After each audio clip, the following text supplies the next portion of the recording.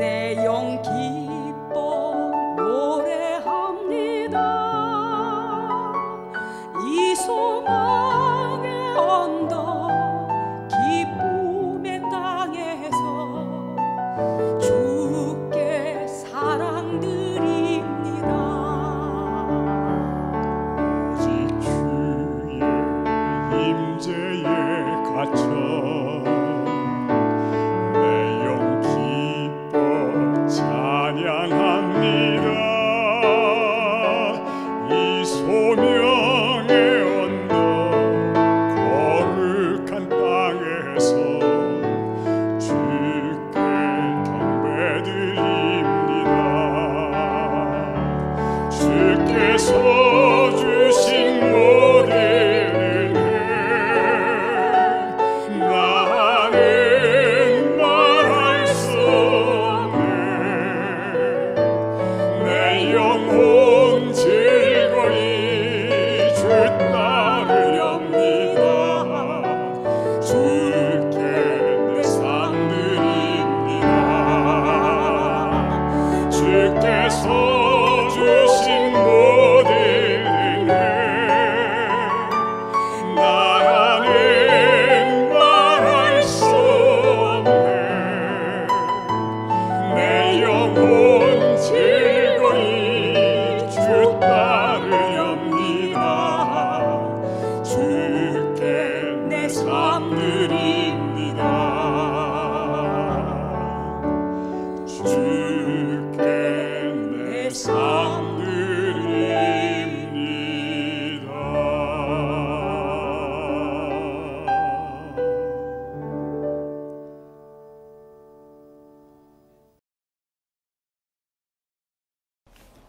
하늘에 계신 거룩하신 아버지 하나님, 지난 2월부터 원치 않은 코로나19의 확산으로 인해 지금까지 교회 출석과 전도 활동에 많은 제약이 있었습니다.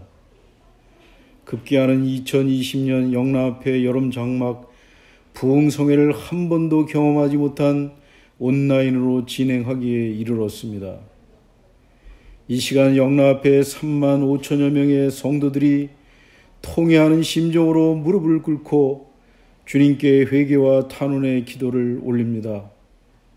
살아계신 아버지 하나님, 주님의 재림을 나타내는 징조들이 곳곳에서 일어나고 있음을 깨닫고 더욱 힘써 아버지의 말씀을 전하며 각성하는 영남합회의 성도들이 되도록 성령 하나님 역사하여 주시옵소서.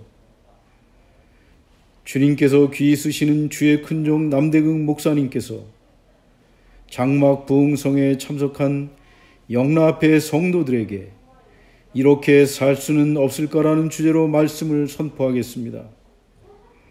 말씀을 전하시는 주의 크신 종에게 거룩한 성령님 함께 하셔서 영적으로 잠들어가고 있는 심령들을 깨우게 하시고 그 말씀으로 인하여 영남 지역에 늦은 비 성령운동이 일어나게 하여 주시옵소서.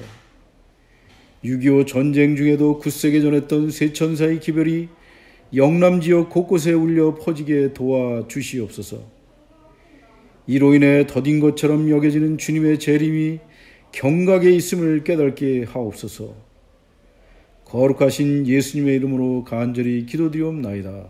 아멘.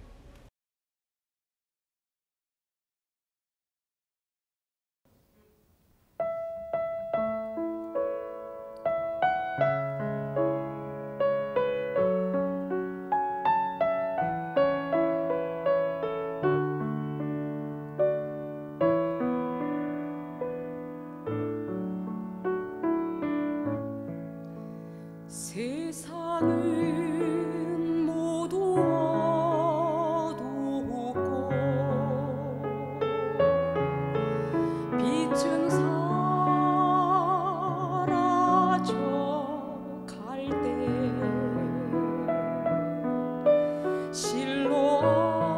실로암 못가에서 주님 씻으란 말씀했네.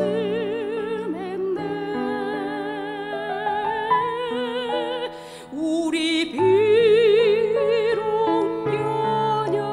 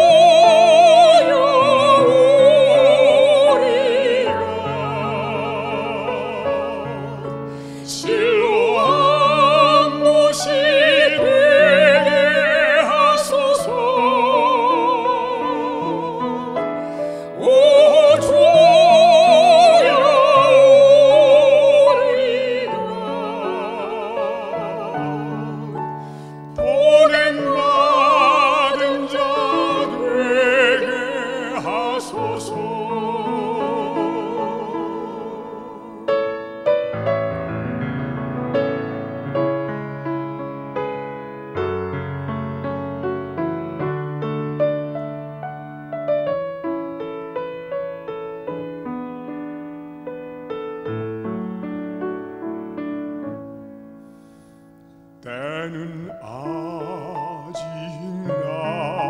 낮이지만 밤이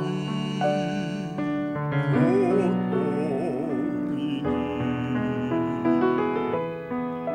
그때엔 아무라도 주님의 일할 수 없네. 우리 오늘 지쳐 있고 쓸쓸한 길을 가지만 세상에 힘 되신 예수님 나의 마음속에 힘이 되리. 오소야 오리라 주님의 일하게 하소서. 오소야 오리라 세상의 빛 되게 하소서. 오 주여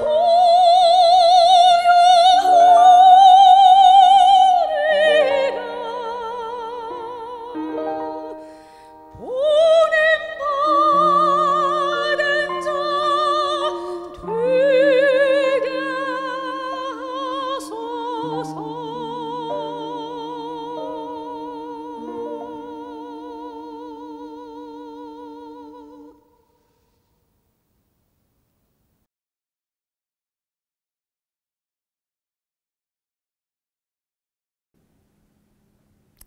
안녕하십니까?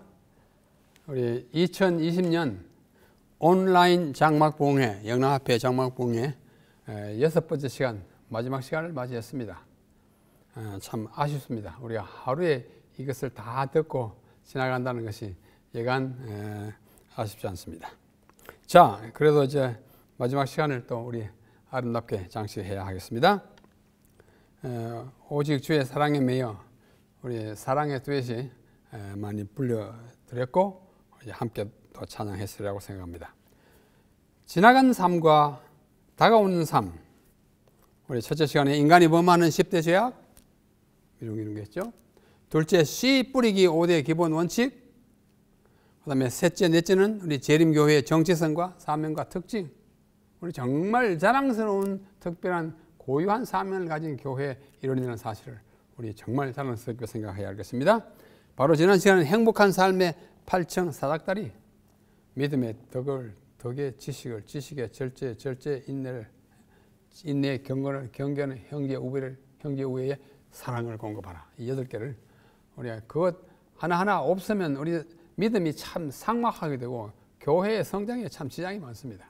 그 중에 제일 중요한 것이 덕이라는 사실을 우리가 함께 공부했습니다. 자, 오늘 이제 마지막으로 이렇게 살 수는 없을까? 어떻게 살면 좋을까? 다가오는 삶을 어떻게 장식할까? 이렇게 살 수는 없을까? 이건 제 자신에게 하는 질문과 동시에 여러분 모두에게 하는 질문이기도 합니다. 어떻게 살까요? 자, 바로 들어가겠습니다. 첫째, 마음은 겸비하게 살면 좋겠다. 마음을 겸비하게. 교회의 불화의 대부분이 교만에서 나온다고 합니다. 이렇게 뭐 뽐내고 겸손한 사람들과 같이 있으면 아무 문제가 없습니다. 자, 여기 우리가 너무나 잘 아는 빌립보 2장 5절로 8절 우리 예수님의 성육신의 비밀을 이야기한 그게 너희 안에 이 마음을 품으라. 그래서 이 마음 곧 그리스도 예수의 마음이니 어떤 마음인가 하니 그는 근본 하나님의 본체시나 하나님과 동등됨을 취할 것으로 여기지 아니하시고 오히려 자기를 비어 뭘 비웠느냐? 신성을 비웠습니다. 종의 형체를 가져 사람들과 같이 되셨고 사람의 모양으로 나타나셨으며 자기를 낮추시고 죽기까지 복종하셨으니 곧 십자가에 죽으심이라. 복종했어요. 얼마나 하나님이 인간의 모습으로 오는 것만 해도 엄청난 희생인데 게다가 종이 돼가지고 인간을 위해서 죽어서 십자가에 비참한 그 아주 치욕스러운 죽음을 당하기까지 그분 내려가 바닥까지 내려오시던 그분의 마음. 그건 무슨 말이냐? 겸비의 마음이에요. 자기를 비워 그랬어요. 자기를 비워. 비우라는 말이 원래 기록한 헬라어로는 에케노센인데요. 에케노센은 케노오의 과거입니다. 케노는 비우다, to empty, 비우다. 자기를 비워야 안에 가득 찬 신성의 충만함을 비우고 이제 뭐예요? 사람이 돼가지고 정말 보잘것없는 사람처럼 된 거예요. 그래서 학자들은 빌립보 2장 5절로 8절에 있는 그리스도의 이 비움의 신학을 케노시스 신학이라고 합니다. 케노시스란 말은 비움, 겸비죠. 자기를 다 비워. 겸비하게. 내가 갖고 있는 것, 재물이든지 또는 뭐 남녀간에 미모든지 또는 돈이든지 지식이든지 있는 것 다 이렇게 해가지고 난 보란 듯이 살지 말고 참 소탈하게 참 허술하게 보일 만큼 겸손하게 이렇게 사는 것이 좋지 않을까? 이렇게 살 수 없을까? 한번 생각해 보는 것입니다. 제가 오래전에 이 이야기를 듣고 늘 자주 생각합니다. 제목은 상길이와 박서방이에요. 어느 저자의 시장에 고깃간이 있었다. 마침 그 고깃간에 두 사람의 선비가 고기를 사러 왔다. 그 중에 한 선비가 좀 거만한 말투로 고깃간 주인에게 명령조로 주문을 합니다. 이보게 상길이 쇠고기 한 건 내놓게. 그리고는 고깃값을 달라는 대로 지불했습니다. 그러자 다른 선비 한 사람도 똑같은 고기를 주문합니다. 이보게 박서방 나도 쇠고기 한 건 주시게나. 그도 역시 고깃값을 내고 쇠고기를 기다립니다. 그런데 그 고깃간 주인이 저울에 달아주는 쇠고기는 똑같은 한 근씩인데 보기에도 그 근량이 달라 보일 만큼 정도의 차이가 났어요. 한쪽은 좀 많아 보여. 적습니다. 먼저 고기를 주문한 선비가 화가 났어요. 이봐 상길이 어떻게 똑같이 한 근씩을 주문했는데 저 친구에게 주는 쇠고기는 저렇게 많고 나에게 주는 쇠고기는 왜 이것밖에 안 되는고? 라고 따졌어요. 그때 이 고깃간 주인이 대답합니다. 죄송합니다 나으리께 드린 고기는 상길이가 잘랐고 저 선비님께 드린 고기는 박서방이 잘라서 그렇습니다. 무슨 뜻인지 아시겠죠? 선비라고 해가지고 그 부족한 주인을 그렇게 아무개 이름 내놔 이름을 찍찍 불러 자기 이름을 막 부르는 건 우리 한국 동양의 예절에서 전혀 맞지 않습니다. 신분의 차이가 있다가 그래 이름을 찍찍 불러대면 그러나 다른 선비는 좀 참 착하잖아요. 박서방 얼마나 좋아요. 존대하는 것입니다. 우리 존댓말과 하댓말 사이에 반말이 있어요. 반말부터 하대는 물론 다 싫어하고 반말도 좋아하는 사람이 거의 없습니다. 저는 교사 노릇을 오래 해가지고 전에 가르친 학생들이 꽤 자주 만나지 않습니까? 제가 어떻게 해야 될까요? 학생 때는 이제 이름도 부르고 반말했어요. 자네 잘 있는가? 지금 이제 안수 목사가 되고 합회장이 되고 이렇게 되는데 와가지고 아무개 잘 있는가? 이러면 맞지가 않습니다. 그분도 좋아하지 않습니다. 그래서 우리가 이제 그 상황과 또 시대가 다 지난 것을 염두에 두고 존댓말 쓰는 건 참 중요합니다. 둘째, 마음은 겸비하게, 성품은 온유하게. 마태복음 5장 5절 그 팔복 가운데 온유한 자는 복이 있나니 그들이 이 땅을 기업으로 받을 것이오. 이 세상에서는 온유한 자가 땅을 얻기 힘듭니다. 강한 자가 막 뺏어가면 속수무책이에요. 그러나 천국에는 마음이 온유한 자가 땅을 기업으로 차지합니다. 그 다음에 마태복음 11장 예수님이 직접 말씀하신 수고하고 무거운 짐자들아 다 내게로 오라. 내가 너희를 쉬게 하라. 나는 마음이 온유하고 겸손하니 나의 멍에를 메고 내게 배우라. 그러면 너희 마음이 쉼을 얻으니 내 멍에는 씻고 갑니다. 물론 성품하고 마음하고 딱 구분하기 힘들어요. 그러나 이게 한번 두 번에 생각해 보면 온유는 그리스도의 성품의 제1특성입니다. 나는 마음이 온유하고 또 온유한 자를 되라고 권하는 것입니다. 이 온유가요 참 우리가 가지기 힘들어요. 마음이 온유, 따뜻할 온, 부드러울 유, 따뜻하고 부드러운 사람 되기 힘듭니다.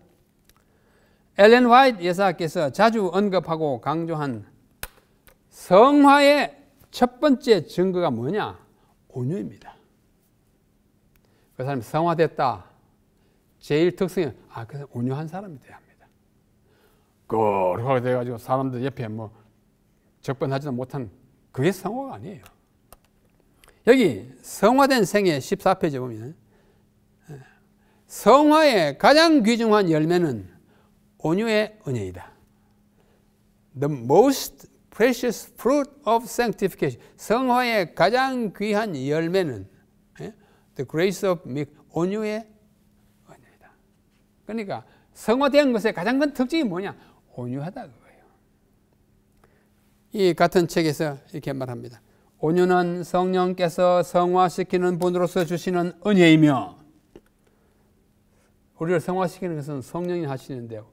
우리가 그분의 성화의 역사를 통해서 성화되면 온유가 나타나요. 그것은 그 소유자로 하여금 어느 때나 충동적이고 성급한 기질을 제어할 수 있게 온유하게 해준다고 해요. 그리스도의 학교에 있어서 온유는 뚜렷한 성령의 열매 중에 하나이다. 본성적으로 심술궂거나 조급한 성벽을 가진 사람들이 온유의 은혜를 마음에 품으면 그들은 그들의 좋지 못한 기질을 완화시키기 위하여 가장 진지한 노력을 기울일 것이다. 참 좋은 말씀이에요. 온유한 사람. 정말 우리가 살아갈 때도 어떤 교회에 좀 연세 지긋한 분이 온유한 사람이 있으면 얼마나 참 옆에 가기만 해도 마음이 푸근한 그런 분 있잖아요. 예. 그분들은 가장 성화된 사람이라고 할 수 있습니다. 그들은 사랑스럽지 않거나 예수를 닮지 아니한 것들을 극복할 때까지 매일매일 자제할 것이다. 그들은 듣기는 속히 하고 말하기는 더디하며 성내기도 더디하라는 영감적인 명령을 순종할 수 있기까지 거룩한 모본에 동화되어 가게 될 것이다. 성화는 우리 평생의 과제라 그러지 않습니까? 우리 점점 더 온유하게 돼야 합니다. 장로로 안수받은 지 30년이 돼도 맨날 꼬장꼬장하게 집사들을 힘들게 하면 그 온유한 사람 아니에요. 예? 우리가 정말 온유하게 마음 따뜻하게 해주는 것이 참 중요합니다. 셋째, 신체는 강건하게 어떻게 살 수 있을까? 뭐 마음대로 되는 건 아니에요. 그러나 노력하는 거예요. 요한 3서 2절에 보면 사랑하는 자여 내 영혼이 잘됨과 같이 내가 범사에 잘되고 강건하기를 내가 간구하노라. 이것을 세번역 성경에 보면은 이건 다른 구절이군요. 여기 마가복음 5장 34절에 보면 따라 내 믿음이 너를 구원하였다 안심하고 가거라. 그리고 이 병에서 벗어나서 건강하여라. 이 세 번역이 이렇게 됐어요. 건강하기를 우리 바랍니다. 이 딸독을 하고 모든 사랑하는 주님의 백성이 건강하기를 바라는 것이죠. 하나님 우리 절대로 아프기를 원하지 않습니다. 그러나 이 세상은 아픈 곳이기 때문에 많이 아파요. 저도 아프고 다 아프잖아요. 그래서 우리 교회는 특별한 선물이 있어요. New Start라고 하는 선물이 있습니다. 다 아시죠? 이게 뭔지를. New Start. 8개의 단어의 첫 글자를 딴 것입니다. New, N, 영양, Nutrition. 그 다음에 E는 Exercise, 운동. 그 다음에 W는 Water, 물. Sunshine, 햇볕. Temperance, 절제. Air, 신선한 공기, rest, 휴식, trust, 그러니까 하나님께 대한 믿음, 신뢰. 이걸 다 합치니까 new start예요. 참 기가 막히게 됐어요. 새 출발이에요. new start. 건강 새 출발 뭐예요? 이 8가지를 해야 돼. 여러분 이게 어디서 나온지 아십니까? 이거 뭐 어떤 사람이 만든 거 아니에요. 어떤 사람이 그걸 많이 활용을 하지만 이것이 어디 나오냐면 여기 보십시오. 치료봉사 127페이지에 나온 것입니다. 거기에는 순서는 좀 달라요. 깨끗한 공기, 햇빛, 절제, 휴식, 운동, 적당한 식사, 물의 사용, 하나님의 능력을 의지하는 것, 이것들은 참된 치료제이다. 그래서 깨끗한 공기, air, 그죠? 햇볕, sunshine, 절제, temperance, 휴식, rest, 운동, exercise, 적당한 식사, nutrition, 물의 사용, water, 하나님의 능력을 의지하는 것, trust. 우리 선지자께서 이미 만들어 놓은 것은 사람이 약간 지혜를 이제 해가지고 순서만 바꾼 것입니다. 참 아름다운 거예요. New Start. 치료봉사 127페이지에서 온 것입니다. 여기 내용이 있어요. 자, 우리는 이와 같은 선지자의 권면을 갖고 있기 때문에 이대로 따라서 살면 정말 건강하게 됩니다. 건강하게 되고, 또 여기에 더하여 뭐 우리가 정말 예배하고 신앙 공동체로 살고, 그 다음에 또 채식, 그죠? 채식들 좀 더 힘써 하면 다른 사람보다 건강하게 삽니다. 세계 3대 장수촌이 있어요. 세계 3대 장수촌인데 하나는 이탈리아에 있는 섬이고 또 하나는 일본의 섬 오키나와인데요. 셋째가 어디냐면 로말린다라고 하는 곳입니다. 우리 재림교인들이 많이 사는 곳이에요. 거기 사는 사람들이 왜 장수촌에 들어갔느냐? 그 마을이 시가 장수촌에 들었냐면 재림교인들이 많기 때문입니다. 거기에는 104세 된 사람이 할머니가 운전을 하고 다닙니다. 우리 인터넷에 다 나와 있어요. 제가 하는 말 아니에요. 그들의 특징이 뭐냐? 식사에 철저합니다. 뭐 주로 채식. 그 다음에는 신앙 공동체 안에 사는 것입니다. 참 좋은 거예요. 우리 재림교회는 참 좋아요. 그 다음에 뭔가니? 신앙으로 사는 하나님께 자기가 부여받은 몸이 하나님의 선물이라는 것을 생각하고 이것을 소중하게 다루는 이것이 장수촌을 만든다고 분석하고 있습니다. 그래서 우리가 더 건강하게 살기 위해서 건강의 법칙을 잘 지키면 그렇게 살 수는 없을까? 한번 여러분 생각해 보시길 바랍니다. 네 번째, 예배는 진지하게. 우리가 하나님은 어디시나 계시고 또 하나님을 우리가 의지하고 살기 때문에 너무 친하게 생각한 나머지 버릇 없이 되는 경우가 가끔 있습니다.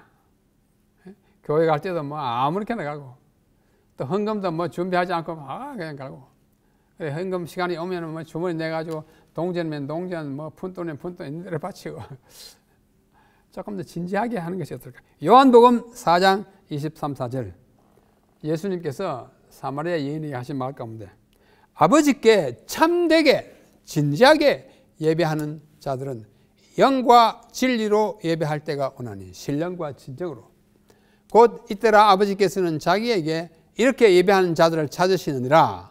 하나님은 영이시니 예배하는 자가 영과 진리로 예배할 자. 영과 진리는 예배의 요체, 아니 핵심이에요. 로마서 12장 1절에 그러므로 형제들아 내가 하나님의 모든 자비하심으로 너희를 권하노니 너희 몸을 하나님이 기뻐하시는 거룩한 산제물로 드리라. 이는 너희가 드릴 영적 예배다. 우리 예배 시간에 뭐 잡담하지 말고 찬미 시간에 그냥 뭐 입만 물지 말고 기도 시간에 잡생각하지 말고 진지하게 그 예배에 자기를 몰입시켜서 참여하는 것입니다. 우리 좀 성숙한 신앙인의 모습이 아닌가 생각합니다. 우리 예배는 좀 진지하게 드리면서 살 수는 없을까? 다가오는 삶을 그렇게 사시길 간절히 바랍니다. 다섯 번째, 사업은 건실하게. 각자 직업 있잖아요. 그 사업을. 또 뭐 교회를 위해서 하는 뭐 봉사 사업도 마찬가지고. 건실하게. 잠언 22장 29절. 네가 자기 사업에 건실한 사람을 보았느냐? 이러한 사람은 왕 앞에 설 것이요 천한 자 앞에 서지 않냐리라. 이 왕이 뭐야? 하늘 왕이에요. 자기 사업에 건실한 사람. 건실한 것은 근면, 성실을 합쳐가지고 건실.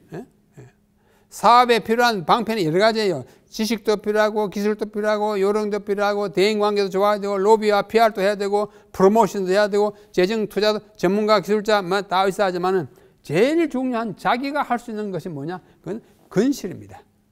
책임과 의무 수행의 핵심 덕목이 건실해요. 근면하고 성실하게. 내가 뭐 장사를 하든지 농사를 짓든지 물건을 만드든지 뭐 비록 자기 직업이 아니고 국가의 부름을 받은 군인이면 군인을 건실하게 근무하는 거예요. 그게 그리스도인으로서 하나님께 우리가 정말 아름답게 보이는 것이라고 생각합니다. 사업은 건실하게 할 수 없을까? 이것이 다섯 번째 질문입니다. 여섯 번째, 표현은 명확하게. 산상설교에 예수님 말씀하십니다. 오직 너희 말은 옳다 옳다 아니다 아니다 하라. 옳은 건지 아닌지 애매한 거 하지 말고 이에서 지나는 것은 악으로부터 나느니라. 옳다 yes 아니냐 no 확실하게 하라고요. 명확하게 합니다. 고린도전서 14장 8절로 9절에 만일 나팔이 분명치 못한 소리를 내면 누가 전쟁을 예비하리요? 이와 같이 너희도 혀로서 알아듣기 쉬운 말을 하지 아니하면 그 말하는 것을 어찌 알리요? 이는 허공에다 말하는 것이라. 분명합니다. 바울도 그래 하고 예수님도 그렇게 말은 좀 어떻게 해요? 표현을 명확하게 해라. 알쏭달쏭한 말이나 애매모호한 말 하지 말고 긴가민가. 너 오늘 가거라. 가는 것도 아니고 안 가는 것도 아니고. 이거는 우리가 바울의 권면이나 예수님의 권면에 어긋난다고 보입니다. 참 명확하게 해야 돼요. 골로새 4장 6절에도 너희 말은 언제나 친절하고 재치 있게 하십시오. 그러면 각 사람에게 바른 대답을 할 수 있을 것입니다. 현대인은 항상 언약 가운데 친절하고 재치 있게 소금으로 맛을 낸 것 같이 하라고 개혁 개정판을 말합니다. 우리가 너무나 잘 아는 잠언 25장 11절 경우에 합당한 말은 아로새긴 언쟁반의 금사과니라. 이 말 자체가 너무 아름다워요. 경우에 합당한 딱딱 들어맞는 말은 뭐야? 아로새긴 언쟁반의 금사과와 같이 아주 소중하다. 제가 여기 뭐 예수바라기라고 하는 잡지를 제가 부탁받아가지고 소개하는 거 아니에요. 이 월간 잡지에 나오는데, 이게 그죠? 제가 이 잡지에다 언쟁반의 금사과라고 하는 시리즈를 50회를 연재했습니다. 지금은 이제 끝났어요. 각종 우리가 표현을 정확하게 해야 되고, 바른 말 해야 되고, 공손하게 해야 되고, 예절 바르게 해야 되고, 뜻이 분명하게 해야 되는 사실을 예를 들면서 50회면 약 4년도 넘어요. 긴 시간 동안 저희 부탁해서 했는데, 뭐 혹 관심 있는 분들 나중에 보십시오. 일곱 번째. 말을 말대로 하고도 특별히 대답을 유순하게 하자. 대답 잘 안 하는 사람 보면 참 답답합니다. 답답하기도 하고 좀 많이 할 말로 이게 뭐 이러냐 이런 생각이 들잖아요. 답답하기도 하고 밉기도 하고 그래요. 근데 잠언 15장 1절로 2절 참 좋은 말씀이에요. 잠언에는 너무 아름다운 금과 옥조가 많아요. 유순한 대답은 분노를 시게 하여도 과격한 말은 진노를 격동하느니라. 지혜 있는 자의 혀는 지식을 선히 베풀고 미련한 자의 입은 미련한 것을 쏟느니라.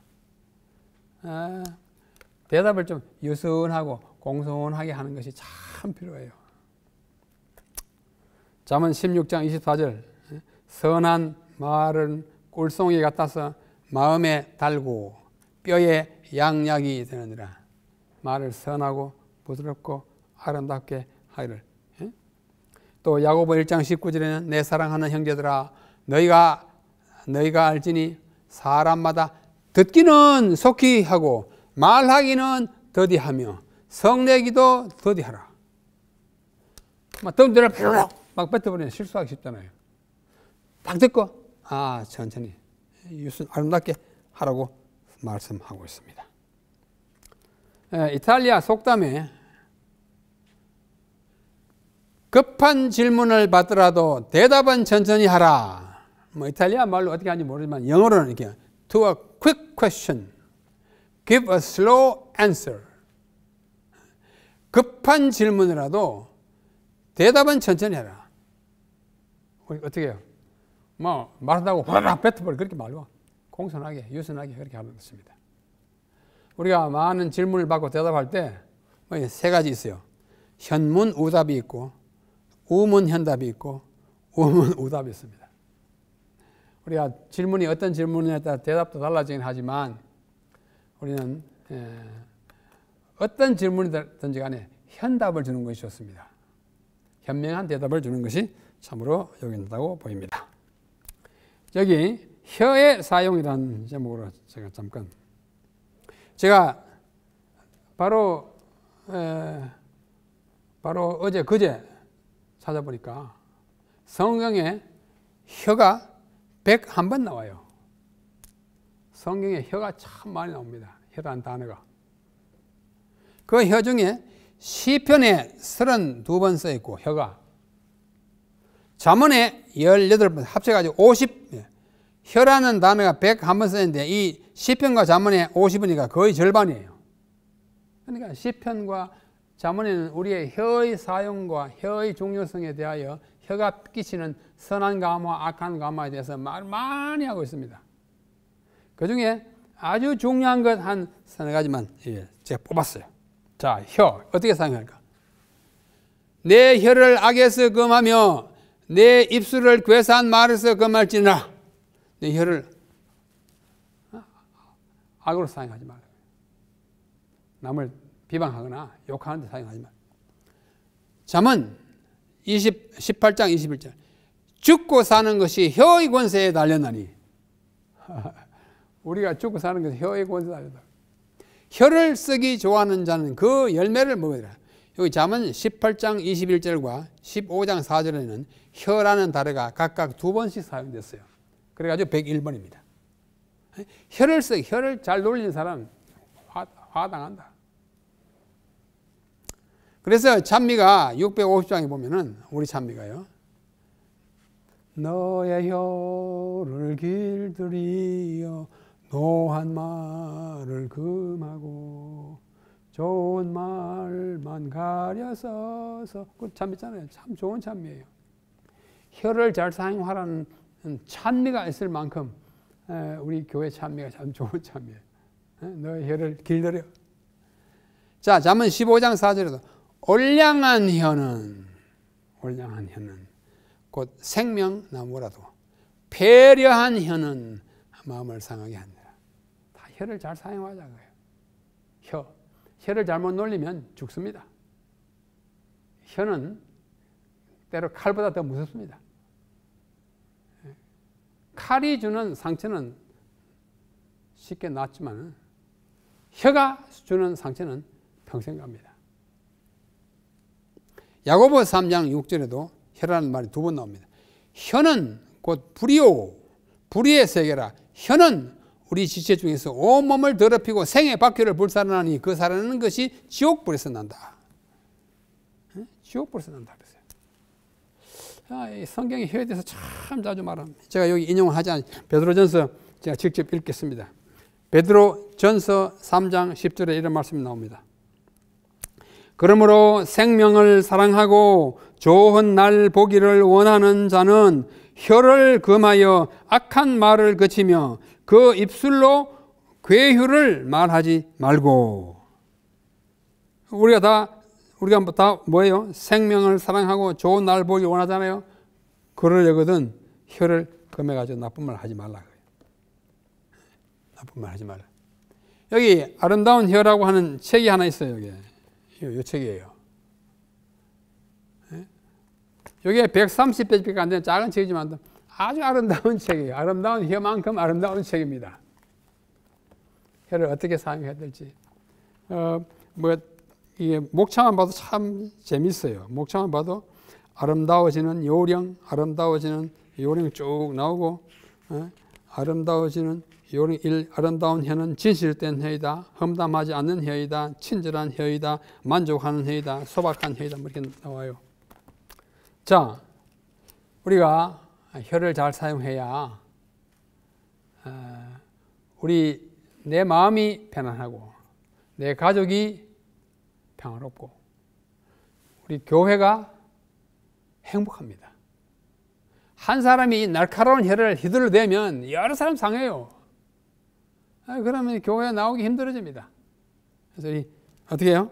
말은 뭐 하게요? 조금 전에 말씀드려 대답은 유순하고 말은 아름답게 할 필요가 있는 것입니다. 8번째, 전도는 열렬하게 좀 해보자. 열렬하게. 뜨거울 열, 매울 열, 열렬하게. 한번 전에 권해보고 안 하면 모르겠다 이러지 말고 계속 하는 거죠. 디모데후서 4장 2절, 너는 말씀을 전파하라. 때를 얻든지 못 얻든지 항상 힘쓰라. 범사에 오래 참음과 가르침으로 경책하며 경계하며 권하라.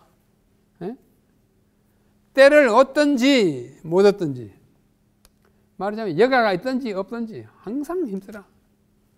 에스겔서에 보면 그들은 패역한 족속이라 듣든지 아니 듣든지 그들 가운데 선지자 있은 줄을 알게 하라. 인자야, 네가 비록 가시와 찔레와 함께 처하며 전갈 가운데 거할지라도 그들을 두려워하지 말고 그 말을 두려워하지 말지라. 그들은 심히 패역한 자라 듣든지 아니 듣든지 두 번 또 듣든지 안 듣든지 잘 안 듣잖아요. 그래도 하라고 열렬하게 끈기 있게 한번 해보라고 성경은 자꾸 권하고 있습니다. 마태복음 20장 28장 19절 20절 예수님이 하신 마지막 말씀 가운데 뭐예요? 그러므로 너희는 가서 모든 족속으로 제자를 삼아 어떻게 해요? 아버지와 아들과 성령의 이름으로 침례를 주고 내가 너희에게 분부한 모든 것을 가르쳐 지키게 하라. 보라, 세상 끝날까지 내가 너희와 항상 함께 있겠다. 이 마지막 유언, 마태복음에 관한 이 말씀이 유언이에요. 마지막으로 하신 말씀이에요. 한마디로 말하면 뭐 하는 뜻이에요? 전도, 제자를 삼아가지고 다 하라. 전도하는 전도. 전도가 뭡니까? 전도란 무엇입니까?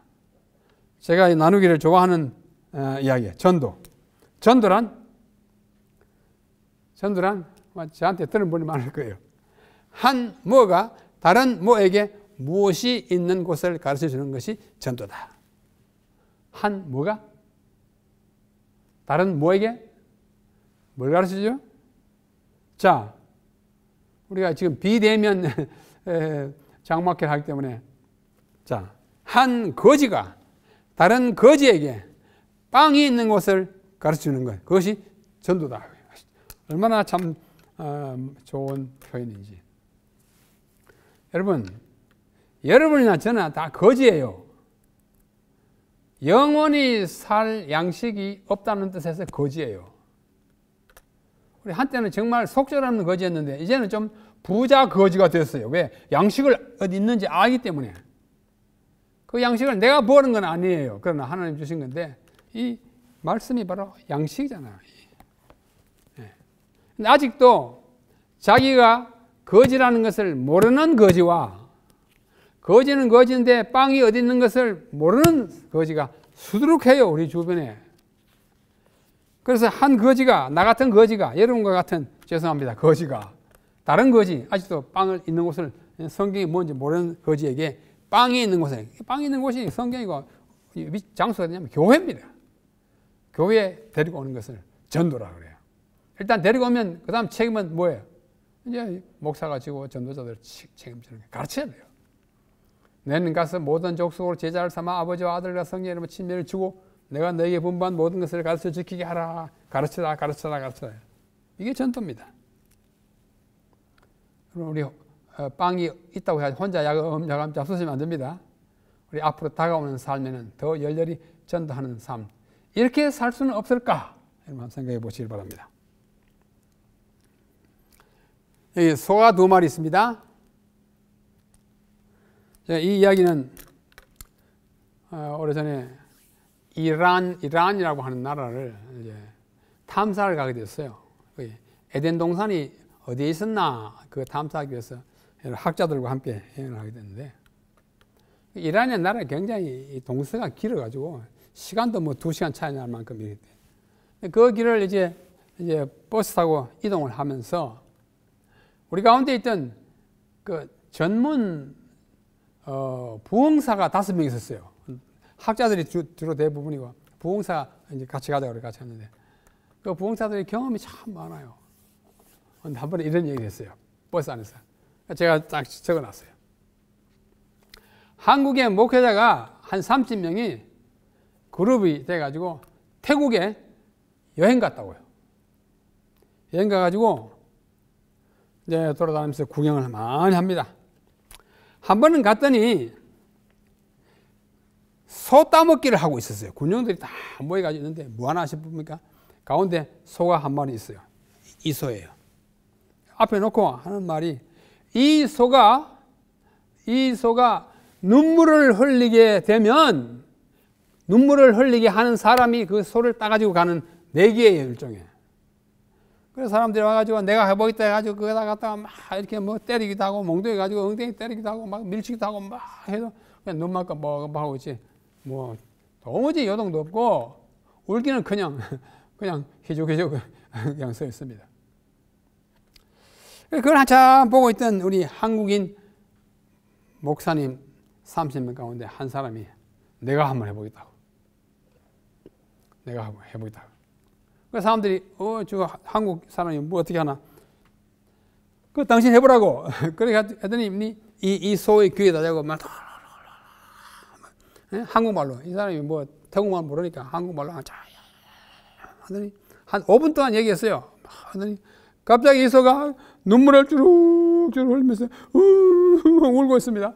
사람들이 다 놀라가지고 도대체 무슨 일이 있길래 이 소가 이렇게 우냐고. 뭐 어디에나 이 소를 울게 했으니까 이 소는 누구 소예요?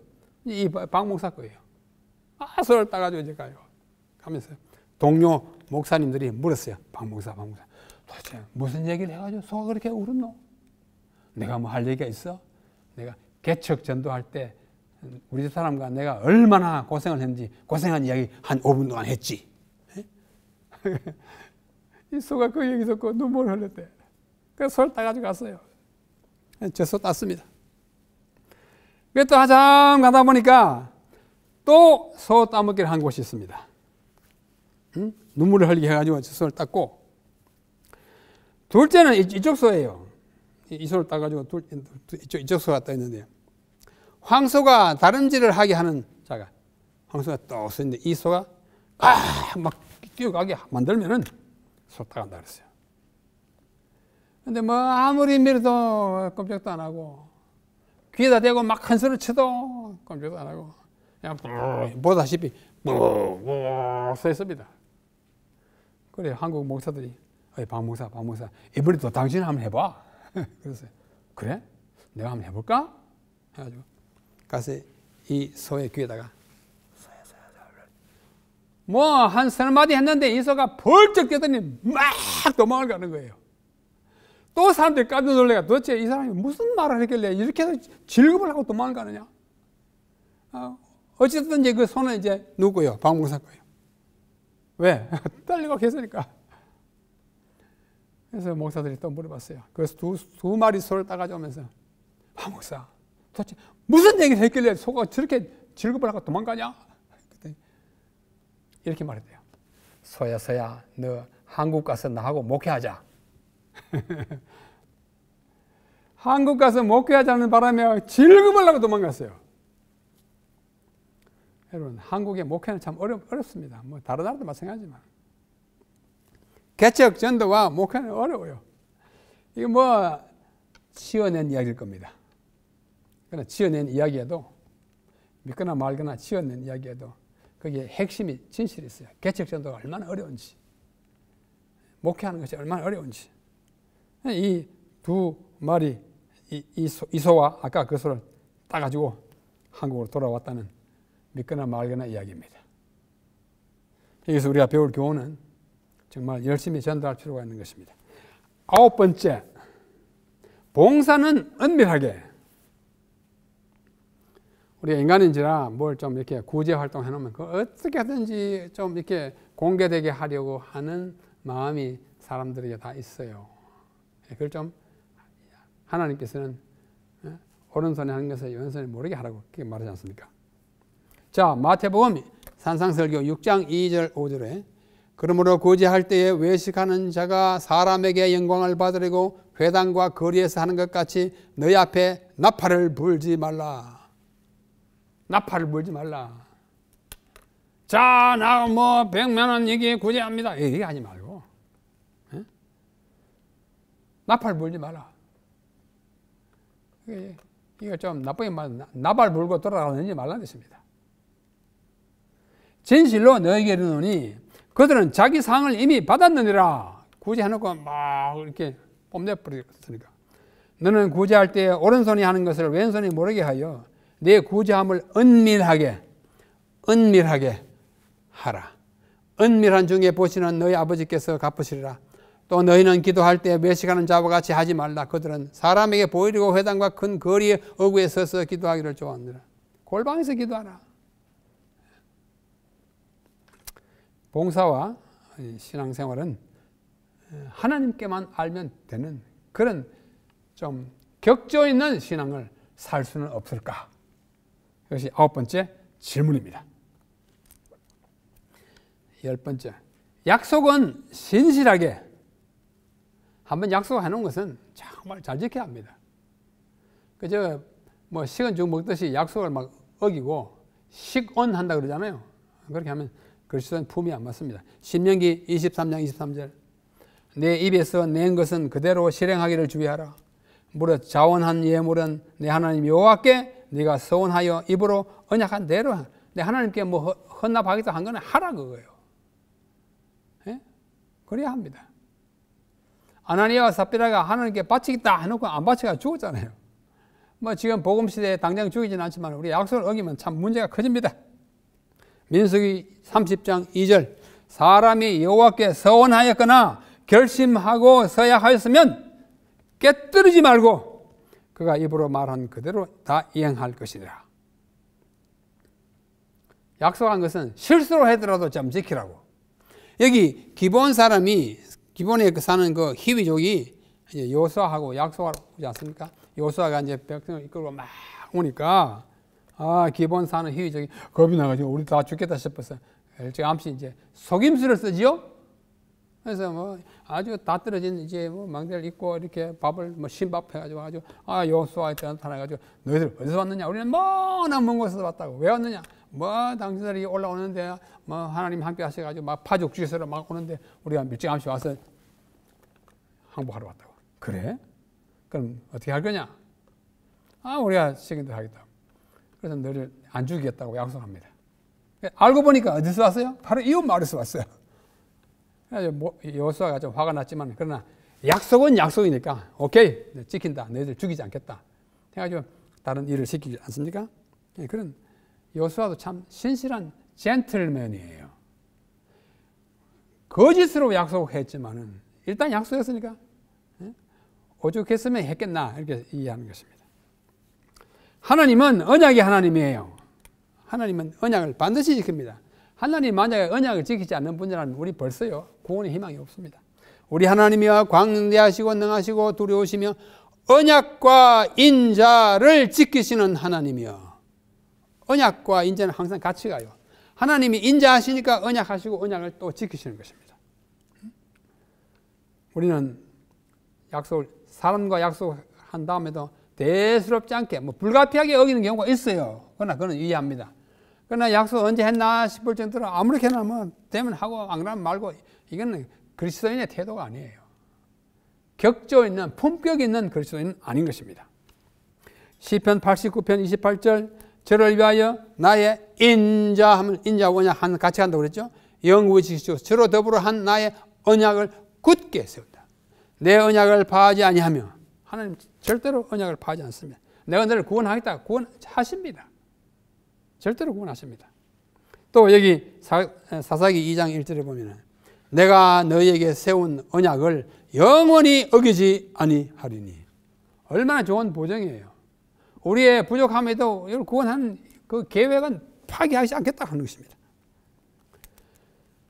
그러면서 하나님은 언약을 지키는 자를 축복하시고 언약을 배반하는 자를 멸하십니다. 여기 출애굽기 19장 세계가 다 내게 속하였나니 너희가 내 말을 잘 듣고 내 언약을 지키면 내 소유가 되겠다. 그런즉 너희는 이 언약의 말씀을 지켜 행하라. 그리하면 내 모든 일을 행동하리라. 언약을 지키는 자에게 반드시 보상하시는 하나님의 모습을 보십니다. 언약을 어기는 자는 벌하십니다. 예레미야 1장 13절에 이 언약의 말을 좇지 않는 자는 저주를 받을 것이다. 내 언약을 어기며 내 율법을 범하기 때문에 어때요? 독수리처럼 여호와의 집에 덮치겠다. 적수가 덮치겠다. 이렇게 말씀하십니다. 여러분 우리 교회에 뭐 월정헌금 작정하시면 조금 형편이 어렵더라도 지키도록 노력해야 합니다. 뭐 파산 났다 그거야 뭐 하나님 어떻게 하시겠어요? 그러나 우리가 조금 힘써야 하는 것입니다. 자, 11번째 소망은 확고하게 우리 재림의 소망을 확고하게 잡고 가야 합니다. 에이, 주님 오실지 모르겠네요. 이러지 마시고 약속하시는 이 믿으시니 우리는 믿는 도리의 소망을 움직이지 않고 굳게 잡아라. 튼튼하고 이 소망이 견고하다. 그렇죠? 끝까지 못해요? 소망의 담대함과 자랑을 끝까지 잡으면 그의 집이다. 우리가 재림교회로서 재림에 대한 이 희망, 소망을 정말 확실하게 잡고 나가는데 우리 삶에도 큰 동력이 되는 것입니다. 자, 마지막으로 신앙은 강인하게. 굉장히 강한 말이죠. 고린도전서 16장 13절 깨어 믿음에 굳게 서서 남자답게 강건하여라. 한마디로 말하면 강인한 신앙을 가져라. 시편 119편 고난 당하기 전에는 내가 그릇 행하였더니 고난을 당하는 것이 내게 유익이다. 고난과 역경을 극복할 수 있는 믿음이 필요합니다. 우리 참 연약해가지고 금방 시들어지기 쉬운데 끝까지 한번 나가는 것입니다. 자, 야고보 1장 1절로 4절에 보면 우리에게 권면한 야고보의 말씀이 있습니다. 여러 가지 시험을 만나거든 온전히 기쁘게 여기라. 인내는 온전을 이루라. 우리 강하게 끝까지 나가라고 말씀하시는 것입니다. 또 바울도 고난과 환난에 대한 얘기를 많이 해요. 환난은 인내를 인내 연달라. 현재의 고난은 장차 우리의 땅을 영광과 좋게 비교할 수 없다. 또 디모데에게 말씀하기를 우리 주의 정과 고난을 받으라. 복음과 함께 내가 그리스도 예수의 좋은 구원사는 함께 나와 함께 고난을 받을지니. 환난과 고난은 그리스도인이 피할 수 없는 일입니다. 누구나 그렇지는 않지만 대부분이 그래요. 시대마다. 베드로도 그렇게 말합니다. 고난을 받으라고. 자, 베드로전서 2장 이를 위하여 너희가 부르심을 입으나니 그리스도도 너희를 위하여 고난을 받으사 너희에게 본을 끼쳐서 본을 끼쳐. 예수님이 고난을 받았는데 우리도 고난을 받아야 하는 거예요.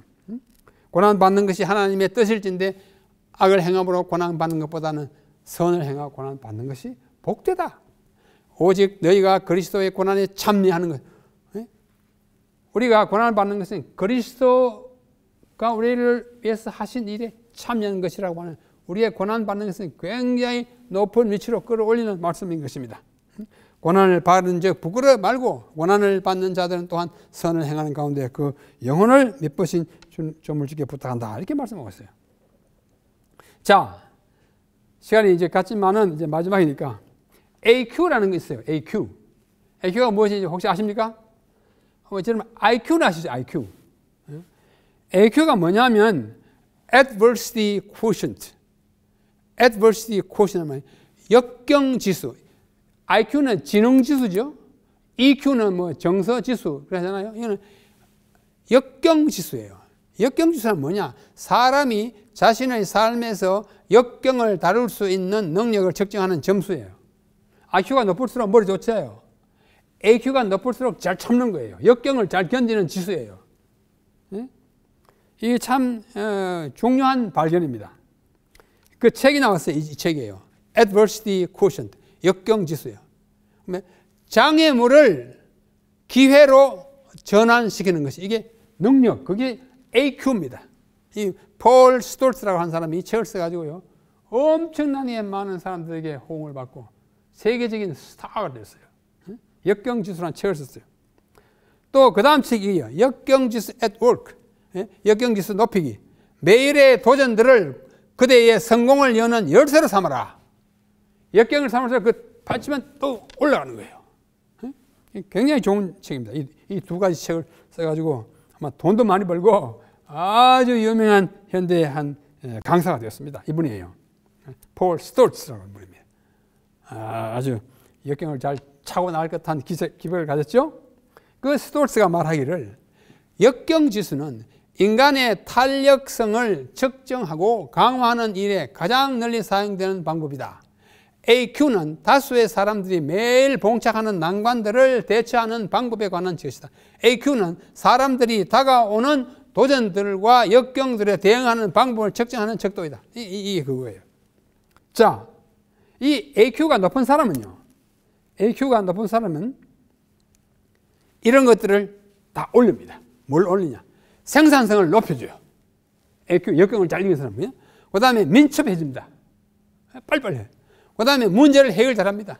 그 다음에 변화를 잘 도모하고 모든 걸 성취를 잘하고 모랄, 이거는 사기가 더 높아요. 역경이 오냐? 나 이겼다. 사기가. 그 다음에 타인과의 협력 관계가 높고 개발을 잘하고 지도력이 높고 낙관주의가 있고 그 다음에 문화를 느끼게 하는 것입니다. AQ가 가져오는 거예요. 그런데 이 스톨츠 박사는 말하기를 위에 책에 써요. 사람들이 역경에 대처하는 방법을 등산에 비유하여 3가지 유형으로 사람을 분류했어요. 자, 올라가기 위해서 이제 등산을 가기 위해서 떠났다 보니까 등산이 막 너무 가파르고 올라가기 힘들 때 어떻게 하느냐? 한 10% 내지 20% 사람들은 힘든 문제나 역경이 다가오면 도망가거나 포기하는 quit라는 말은 그만두다 뜻입니다. 아이고 모르겠다 그만두고 집에 가는 거예요. 10 내지 20%. 그 다음에 캠퍼 있어요. quitter 다음에 캠핑하는 사람이에요. 역경 앞에서 뚜렷한 대안을 마련하지 못하고 현상 유지, 안주한, 이거 텐트 치고 막 여기서 놀다 가자. 캠퍼. 이것이 한 60 내지 70% 그렇게 한대요. 나머지는 뭐 하는 사람이냐? 뭐 한 10 내지 20%네. 클라이머 올라가요. 시련이 올 때 자신의 능력과 지혜를 총동원하여 기어코 정복하고 마는 사람. 클라이머는 자신의 역경을 극복할 뿐만 아니라 동료들을 격려하고 북돋우면서 함께 정복합니다. 야, 올라가자! 이렇게 하는 사람. 여러분, 이 중에 퀴터입니까? 캠퍼입니까? 클라이머입니까? 우리 믿음에. 자, 이 사람이 올라가는데 얼마나 힘들겠어요? 아이고, 위험하다, 힘든다. 그만 포기하겠습니까? 이 보십시오. 이거 기어코 올라가요. 클라이머. 이 필요해. 자, 올라오잖아요. 정말 좋은. 자, 이 새도 지금 견디고 있습니다. 환란을 견디고 있습니다. 자, 이 사람도 어떻게 해요? AQ가 높은 사람이에요. AQ가 높은 사람이에요. AQ가 높은 사람의 특징이 있어요. 그들은 역경이나 실패 때문에 다른 사람을 비난하지 않습니다.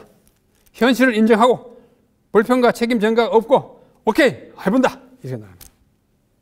그다음 둘째는 그들은 자신을 비난하지 않습니다.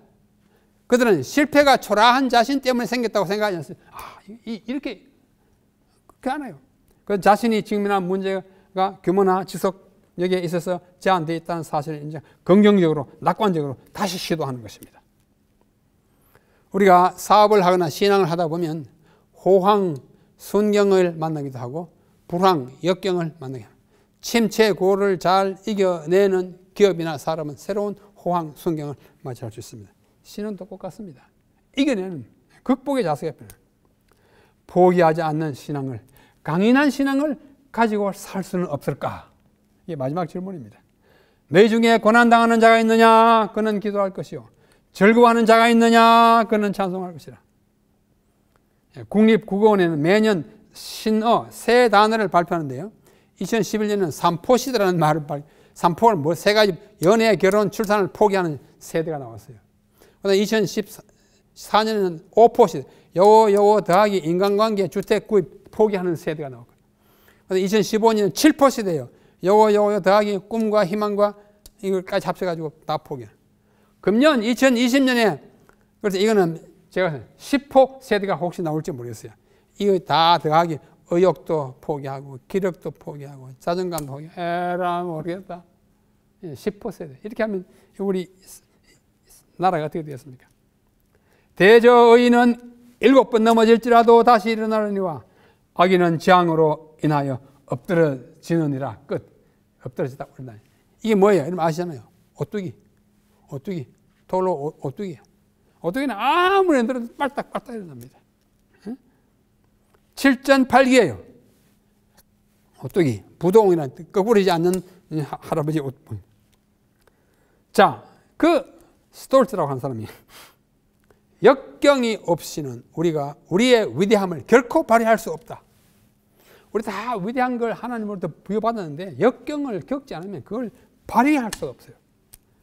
참 좋은 말씀이라고 제가 강인, 강하고 질김, 끈질김. 영어로 뭐 이런 말이 있어요. tenacity, persistent, perseverance. 집요하고 견인불발하고 백절불굴, 불효불거, 확고부당, 확호불발, 악착스럽고 억척스럽고 단어가 많은 것처럼 우리가 한번 그렇게 살아볼 수는 없을까?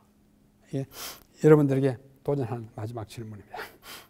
I can't do it. 나 그거 할 수 없어 해서 이걸 떼내버리자고요.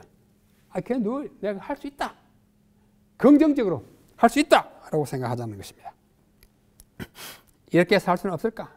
마음은 겸비하게, 상품은 온유하게, 신체는 강건하게, 예배는 진지하게, 사업은 근실하게, 표현은 명확하게, 대답은 유순하게, 전도는 열렬하게, 봉사는 은밀하게, 약속은 신실하게, 소망은 확고하게, 신앙은 강인하게.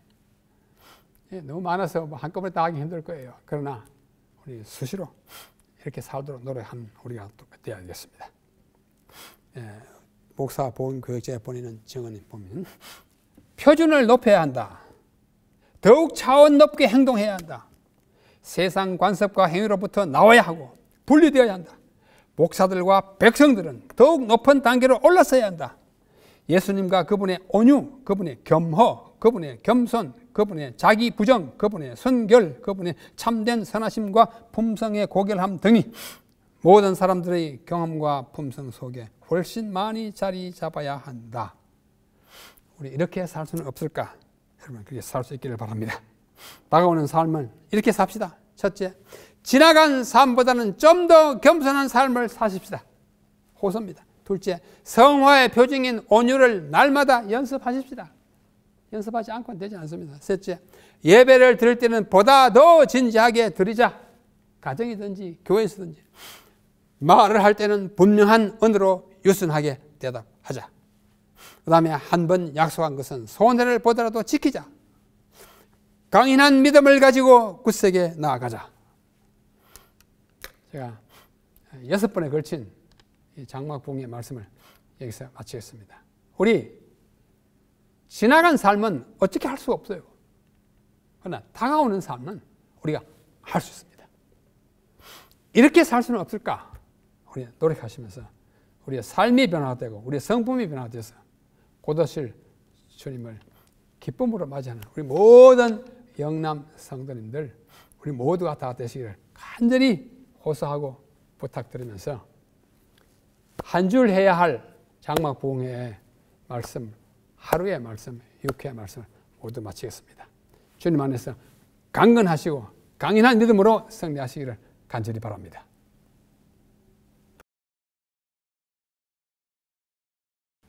다 함께 기도하겠습니다. 하나님 우리 아버지시여, 우리 한 주일 할 장막부흥회를 하루에 다 마치게 되었습니다. 함께 하심을 감사합니다. 우리 이번 기간 동안에 나눈 6번의 말씀을 우리가 자주 상기하게 하시고 기억하게 하셔서 우리 정말 변화된 삶을 꿈꾸게 하시고 연습하게 하시며 우리 정말 변화된 사람이 되게 하여 주시옵소서. 특별히 마지막에 오늘 말씀을 나눈 이 12가지를 이렇게 살 수는 없을까? 왜 없겠습니까? 우리 마음먹으면 그렇게 할 수 있다고 믿습니다. 주님 함께 하시면 넉넉히 할 수 있다고 믿사오니 우리를 도와주시고 우리를 격려하셔서 이렇게 표준 더 높은 사람, 그런 신앙을 가진 주의 백성 되게 하여 주시옵소서.